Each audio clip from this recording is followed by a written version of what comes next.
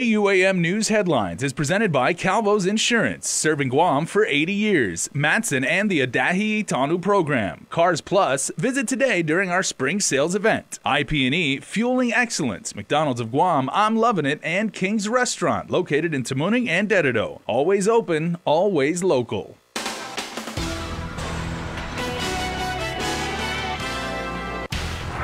Could our island see an increase in the minimum wage? One lawmaker is looking at that possibility. Nestor Lecanto has that report. Plus, our Chris Barnett takes a closer look at transition money raised by the Leon Guerrero campaign and whether they followed the law. And Sabrina Salas-Matanani reports on how the Guam Police Department is using sports to teach kids about the dangers of alcohol and substance abuse. Hafide and everybody, and good evening. Potentially big news leads our broadcast as there is another proposal to raise Guam's minimum wage. Senator Joe San Agustin is floating a plan to increase it to $9.25 an hour by next January. Nestor Lecanto has our top story. Senator San Agustin says with prices rising on everything from gas to groceries, he believes a minimum wage hike may be overdue. The last hike came in 2016, and families, he says, continue to struggle from paycheck to paycheck. If we had done that 2 legislatures ago, today we would have been paying minimum wage $10.10. What I'm proposing is that we raise the rates from $8.25 to $9.25, just a simple dollar increase. But the business community, led by the Chamber of Commerce and the Hotel and Restaurant Association, have opposed minimum wage increases, arguing it will only push living costs higher, offsetting any additional income. But San Agustin counters that corporations just got a big tax break last year, and that's not filtering down to the employees. Wait a minute, businesses. You dropped from 35% on taxes to 21%. You had a 14% tax break. Nobody else got the break. The industry is going to say the sky is falling? They've been claiming that for years. The sky is still there. We're all still here, and we're paying more, but the folks that are making less are not moving anywhere. That last increase was phased in over 2 years, but San Agustin says his raise would be a one-shot deal, and he wants to know what both employees and employers think about it. But the best way would be to send me an email so we can record it, and we have it on record, and then we'll move from there. Send your comments to Senator Joe S. San Agustin at gmail.com. For Guam's News Network, I'm Nestor Lecanto. Well, Nestor, the hospital has met today's deadline to submit its amended corrective action plan to the Centers for Medicaid and Medicare Services. Guam's only public hospital is facing possible termination from the feds after a February inspection found it was still not compliant with a pair of conditions of participation. GMH Administrator Lillian Posadas tells KUAM News they sent amended responses for both concerns, specifically anesthesia services and quality assessment and performance improvement. However, she would not disclose details of the response, but hospital management told senators at an informational hearing Thursday one of the key improvements sought by CMS was regarding data collection. Medicare reimbursements represent about 40% of the hospital's revenue. Posada says CMS has not given any indication when a decision could be made. From downtown, the Leon Guerrero administration raised and spent $666,000 in what they call transition and inaugural funds, but it does now appear that there's no one to hold them accountable for how they spent the money or what they spent it on. Chris Barnett has more in an exclusive report. The Lou and Josh team raised $1.6 million during the election, and they didn't stop there. Even after they already won Decision 2018, the team continued raising money for what they call transition and inauguration funds. KUAM News obtained documents by way of Freedom of Information Act showing Lou and Josh raised nearly $700,000 in donations from businesses for the inauguration and transition. According to transition team documents, by the time the Leon Guerrero Tenorio administration was sworn in on January 7, the transition team already raised over $500,000. And while transition team officials had said the inauguration would cost $250,000, a review of these documents show the inauguration's real price tag was $417,436. After the swearing in, the transition fund's balance was $96,000. Now, Guam law says donations in excess of the amount needed to pay expenses of the transition committee shall be the property of the government of Guam and shall be deposited with the Treasury of Guam no later than 30 days after the swearing in of the new administration. But that's not what happened with the fund's balance. Instead, after the inauguration, the administration kept taking donations. Docs show after the inauguration, the Transition Committee accepted another $152,930, bringing the fund's balance, after paying inauguration costs, to nearly $250,000. The month Lou and Josh took office, the Transition Fund began spending money on what it labeled as executive office expenses. The committee spent $40,000 on furniture, $30,000 on carpets, and $35,000 on a contractor. $9,000 paid to AutoSpot, $20,000 paid to the Bank of Guam. These expenditures, a far cry from what the last administration did with leftover inaugural transition funds.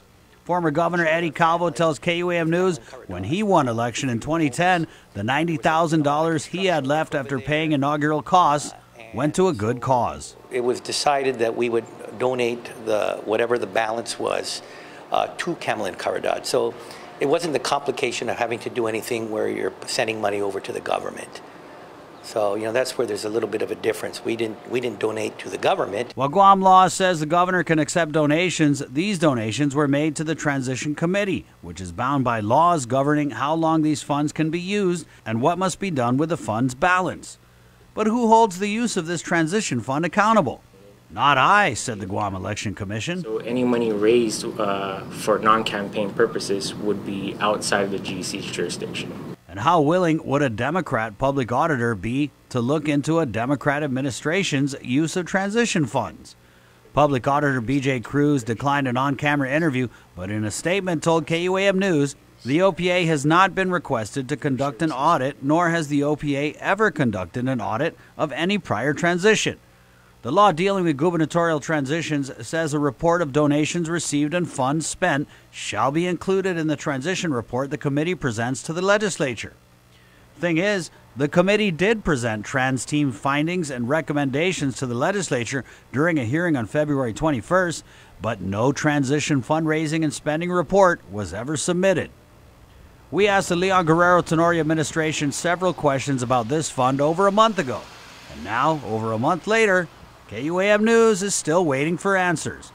One of the questions we asked, does the administration still have to follow procurement laws if it's using transition funds on government projects? In reviewing the expenses, we found prominent Lou and Josh supporters were cut checks from the fund. Johnny Cool Torres was paid $47,000 from the fund.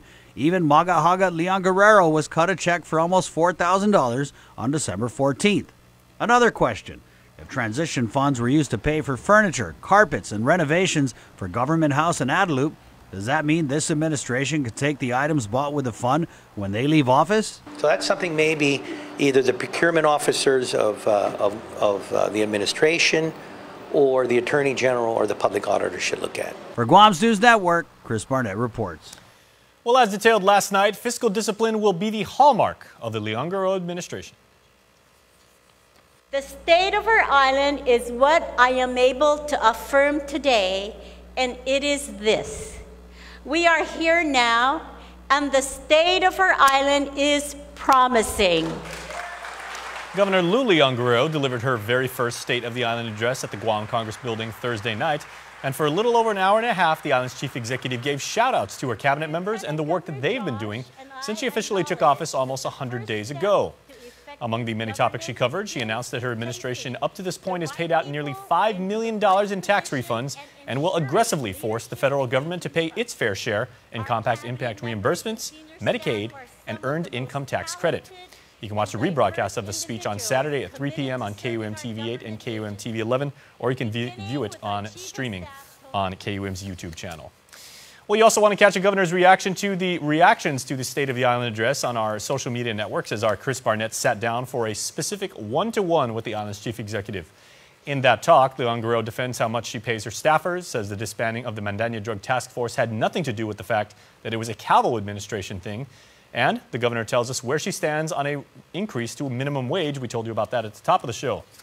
Chris also asks the governor if signing the adult use cannabis bill into law was the biggest hit of her first 100 days in office. You can find that interview on our social media networks later on this evening. Elsewhere tonight, Committee Chair on Public Safety, Senator Pito Terlahi, says the Mandania Drug Task Force did an outstanding job. As we reported earlier this week, the task force is now solely comprised of officers within the Guam Police Department's Special Investigations Section, SIS. The task force was created by an executive order signed by former Governor Eddie Calvo.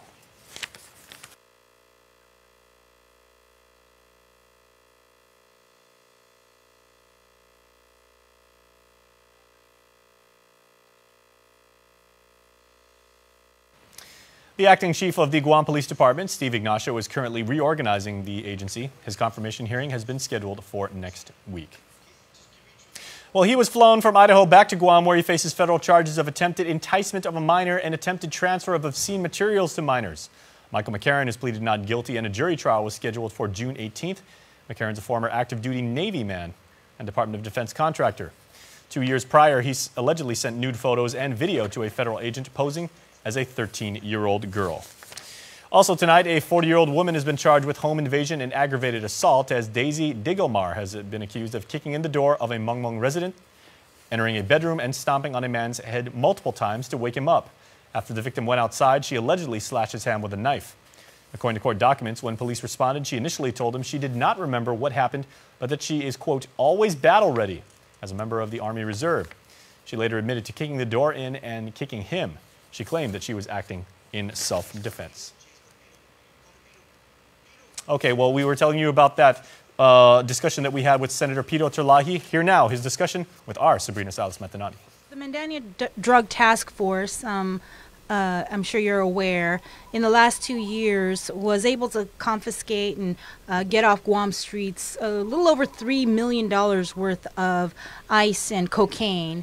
And so the police department, I spoke with the spokesperson yesterday, and he was mentioning how he doesn't want to say it's dismantled or dissolved, but that the task force officers that were a part of Mandania, for example, the airport police, the port police, Department of Corrections, and this federal partnership that they had, everybody has been returned back to their respective agencies. So now it's back to as it was before with GPD, and then specifically with the Special Investigation Section. So do you have any concerns, or do you agree with this? Well, the thing is, being in the police department for 18 years, there's got to be switching around.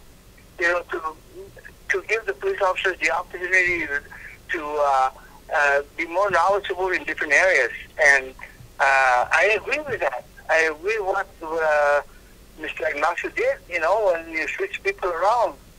Because, you know, the Mandania group has been there, and, you know, maybe they can share some of their thoughts to other police officers so that we don't have just one certain group that specializes in narcotics and, you know, in drugs. So I totally believe that, you know, there's need to be sharing of experiences in different areas. Right, but it's going back to SIS. They handled narcotics anyway. That's what I'm. It's going to be. Well, I think they're being transferred. Some of them are being transferred to different areas. Most likely with the investigative division. So, you know, some of them will be transferred, but they're still going to be doing, you know, narcotics enforcement within the Narcotics Investigation Bureau. So you feel and you agree that this is a step up in the war against drugs? I agree that no one police officer should be in a particular area for so long. They have to really share the different areas of investigation, yes. So as far as you're concerned, you're confident that GPD, even if it doesn't have this partnership per se, this whole Mandania Drug Task Force partnership with these other local law enforcement agencies, you're confident with the 3 or 4 staff members in SIS will be able to handle this drug epidemic on Guam? Even if the other agencies that they extracted to work with the Mandania, I think the enforcement will be there. The enforcement, even if GPD is going to handle this themselves, I think the enforcement is going to continue to be effective. GPD Acting Chief of Police Steve Ignacio is currently reorganizing his agency. His confirmation hearing is scheduled for next week. All right, everybody, please stay tuned. There is much more prime time, so keep watching and keep streaming. We're back after this.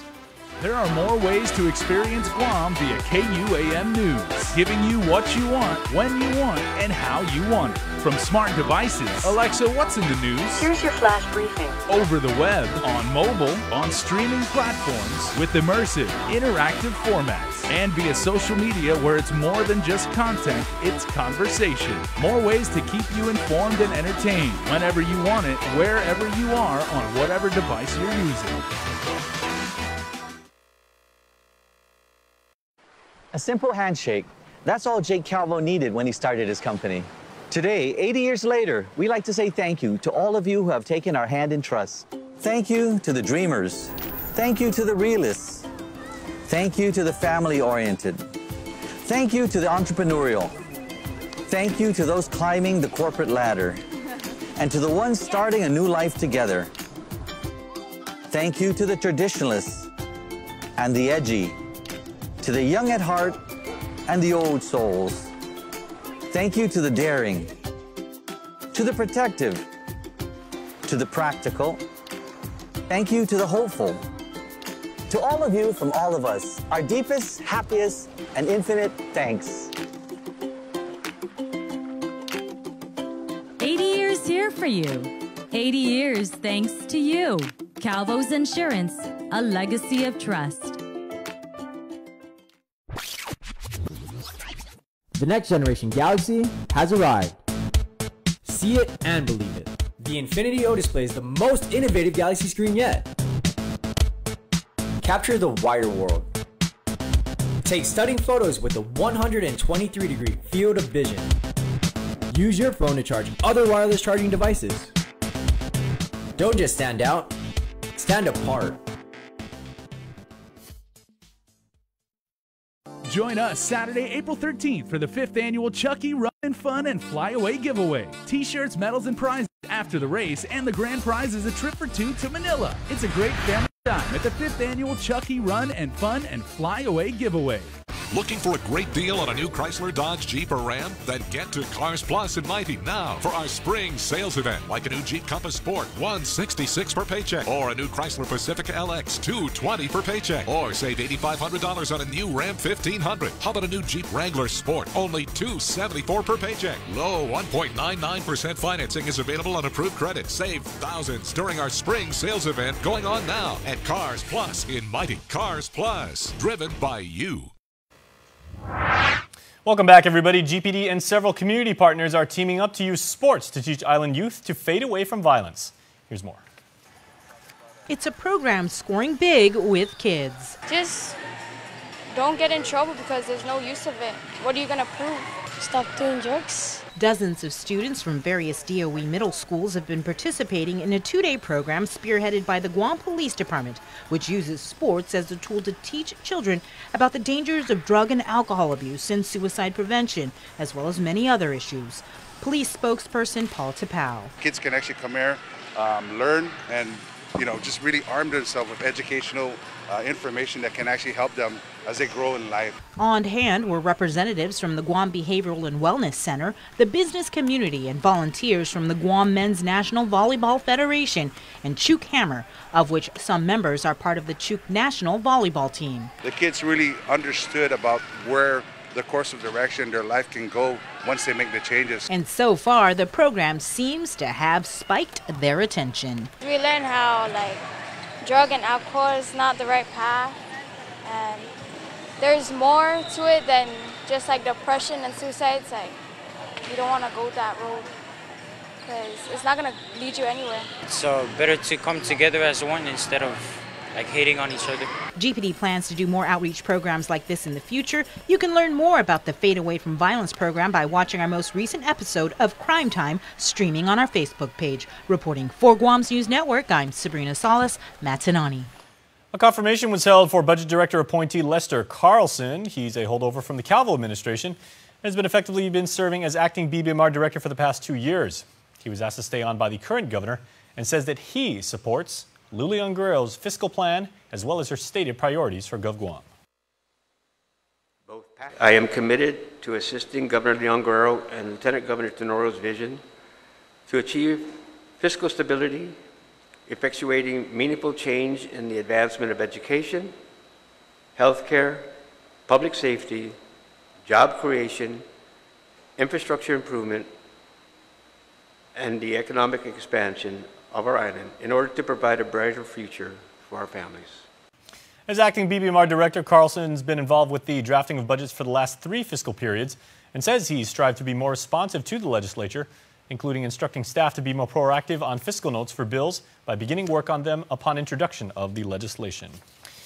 Well, firefighters rushed to a structure fire at Winchell's in Manila, with GFD saying the report was made just before 6:30 Friday morning. It was confined to the kitchen and no injuries, fortunately, were reported. The cause is under investigation.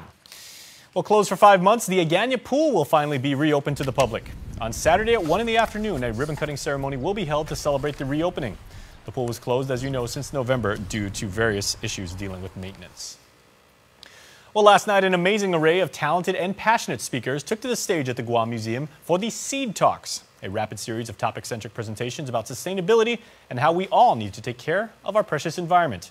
And leading off was a pair of 6th graders, fraternal twins Dylan and Kylie Baker, who used their time to present their thoughts on providing clean water to all people. The problem that already exists. Our world is covered in plastic, and we need to find a way to stop making more and reuse what we have. So our family started a nonprofit organization called One World, One Step. Our first project is the Clean Water Bomb Initiative. We bought a water bar that we put at events to minimize the use of single-use plastic. We have one outside. The session in full was equally inspiring, informative, and entertaining, and there's too much stuff to fit on this forum, so head over to our Facebook page or YouTube channel. We're both at KUAM News, and watch and share all of the amazing presentations. Well, please stay tuned. There's more coming up.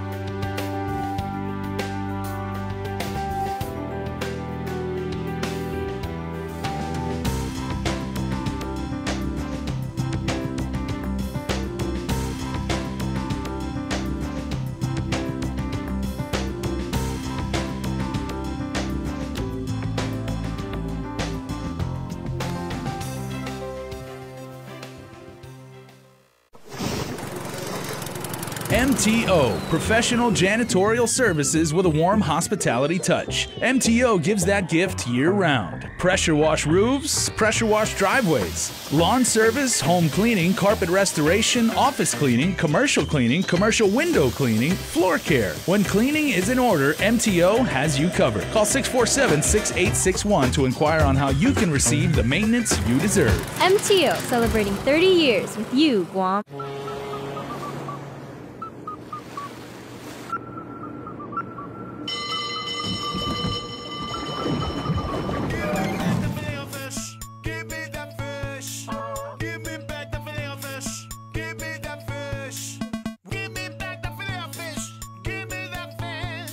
Try a double Filet-O-Fish sandwich for double the flavor, just in time for Lent. For a limited time, served after 10:30 a.m.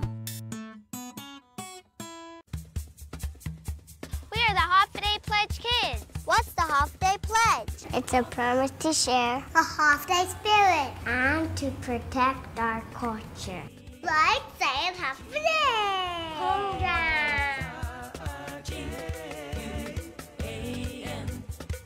It also means promising to keep our island clean. Like cleaning up the beach? That sounds so easy. It is. Anyone can sign up, even kids just like us. How do kids sign up? It's easy. Moms and dads call the Guam Visitors Bureau and sign your kid up to take the pledge. All kids get certificates, bags, and can enjoy cultural activities at the signing ceremony. We are Half a Day Pledge Kids, and you can be too. KUAM Sports is presented by Triple J.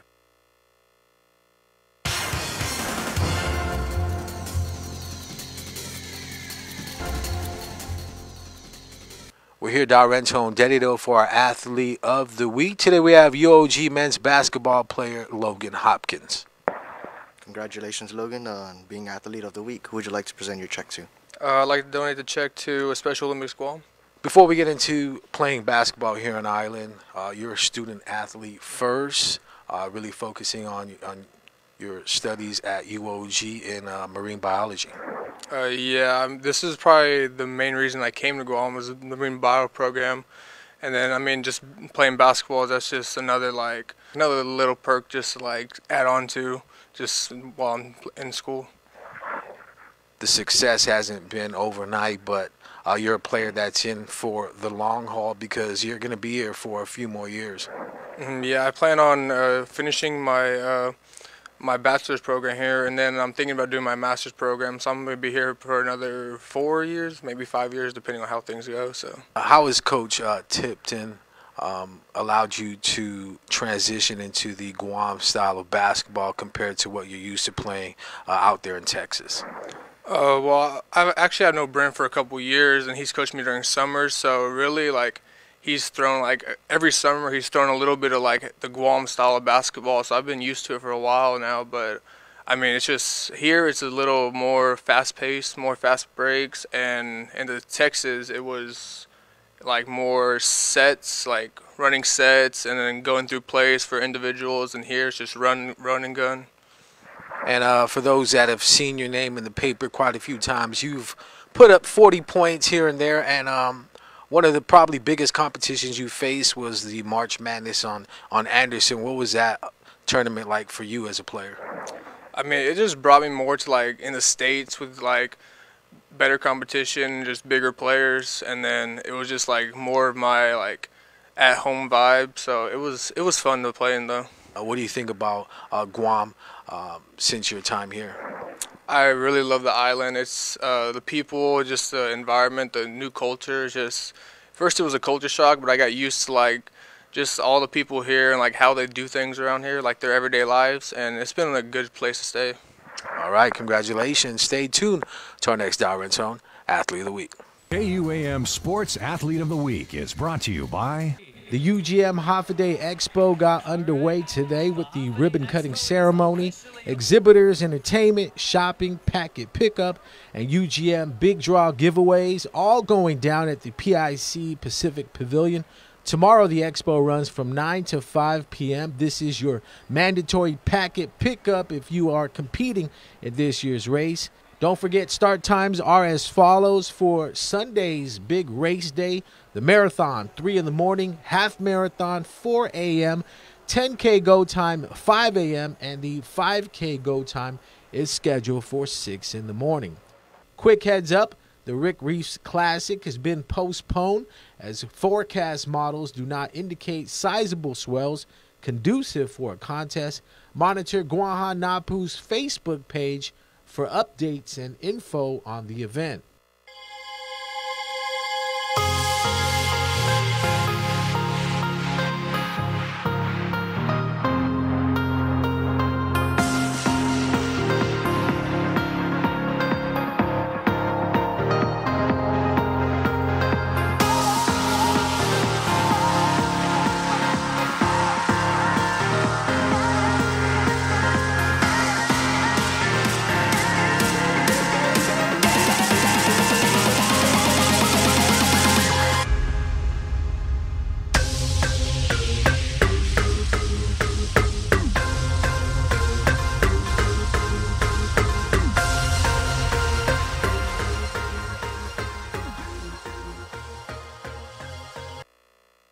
I started Bonita Baby in 2014. Starting a new business was very daunting, but I knew I had my family behind me. And that helped me push through that fear. Just like family, Docomo Pacific believes in my business. They give me a reliable connection and offer more value to help my business succeed. Startups begin with better business bundles at Docomo Pacific. Call or email today. Bonita Baby plus Docomo Pacific. Better together. Guam is truly a majestic place with its sheer natural beauty, wealth of beaches, and culturally rich landscape. Unfortunately, Guam has a real problem with unwanted invasive species. Help us in preventing their introduction and spread. The coconut rhinoceros beetle, the little fire ant, the African snail, Siam weed. These are just a few of the numerous invasives on Guam. Follow proper custom procedures when bringing plants and animals into Guam. Help protect Guam. Tell your family and friends about invasive species. To report invasive species, call 475-PEST. Join us Saturday, April 13th for the 5th annual Chucky Run and Fun and Fly Away giveaway. T-shirts, medals, prizes after the race, and the grand prize is a trip to Manila. It's a great family time at the 5th annual Chucky Run and Fun and Fly Away giveaway.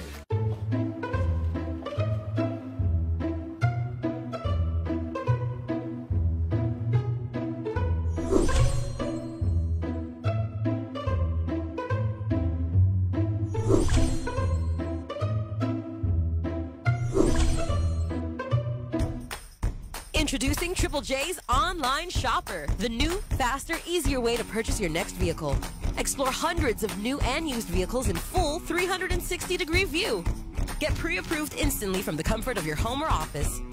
Personalize your own finance terms and get top market value on your trade-in in just a few quick, easy steps. Buy with confidence from start to signature, and we'll even go the extra mile to deliver your vehicle to your home or office. Have a question? Our sales team is just a chat away for instant assistance. Click, pick, drive. Complete the entire car buying process with Triple J's Online Shopper and purchase your next vehicle at triplejguam.com today. Can I just get it right back? Fridays are always good days, so here are tonight's Friday birthday shoutouts. Let's end this work week the best way we know how by saying happy birthday to Matthew Daniel Cabrera Chargaloff. It's birthday number 15 for Matthew, coming from Mom, Joel, Chrissy, Dylan, Kiani Joy, Ethan, Shay, and MJ. Celia Atali Tudela, happy 69th birthday going out to Auntie Cel, coming from your nephew Mervin, niece Amy, and your loved ones in life, the grands and great-grands, also wishing you a very happy birthday. Also, happy birthday to Kiowani Mendiola. As you turn another year older, my wish for you is to follow all your dreams, no matter how big they may be, and to reach for the stars in everything you do. Love always from Papa Ed and Mama May. And as always, everybody go to KUAM.com and register if you would like somebody to be a birthday celebrant, because you could have the opportunity, the chance, the probability of being the winner of a Cold Stone Creamery birthday cake. And here is tonight's winner. This week's winner is born on April the 10th, Anicia Xiong.